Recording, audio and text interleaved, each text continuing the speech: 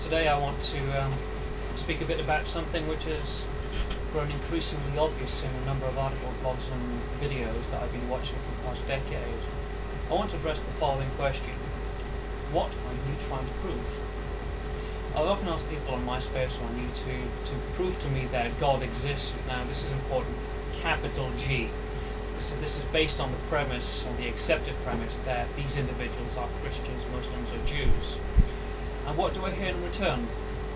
Well, on one side I hear people quoting the Bible verses to me, which is fine, it's lovely and I really do enjoy it sometimes, but it's really no different to me than trying to prove that orcs exist by quoting Lord of the Rings.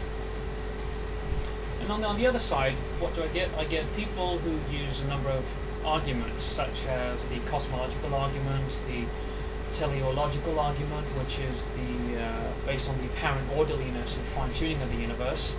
There's the ontological argument, which is so fucked up that only a diseased mind could actually believe in it. Moral arguments based on the provenance of morality in human development, and a variety of other arguments. Now, hypothetically speaking, even if I do accept these arguments to be valid, which they aren't, but even if I do, there's absolutely no link between, well, yes, there's a supernatural entity that probably created the universe, and the Christian, Muslim, Judaic conclusion. You see, when you say something must have created the universe, I can understand that. When you say something must have created morality, that's fine, I can understand that too. When you say the universe is so finely tuned that it must have required a fine-tuner, I can understand this. I don't agree with you, but I understand it. And then you say, and Jesus is the Son of God, and you've completely lost me and every single other skeptic on the planet. It's a bit like saying, well, the freezing point of water is 0 Celsius, and therefore John opened the car door.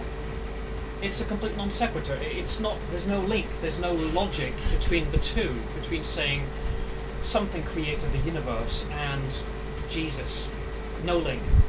Now, I'm fine with people trying to prove the deist stance, which is the belief that a supernatural entity or intelligence created the universe and then had nothing else to do with it.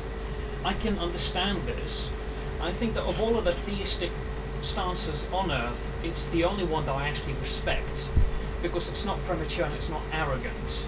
But when someone says an intelligent designer created life, and in the same breath says, and that intelligent designer is the God of Abraham, please don't feel insulted if I chuckle, because it's a complete inconsistency.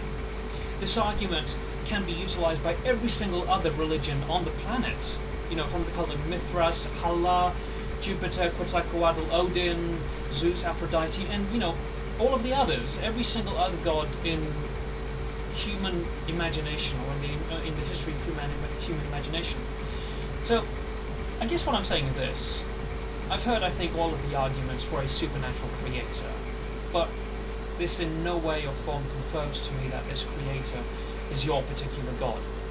What you need to do is stop stealing the spotlight from the deists and start proving the existence of your God. Thanks for listening.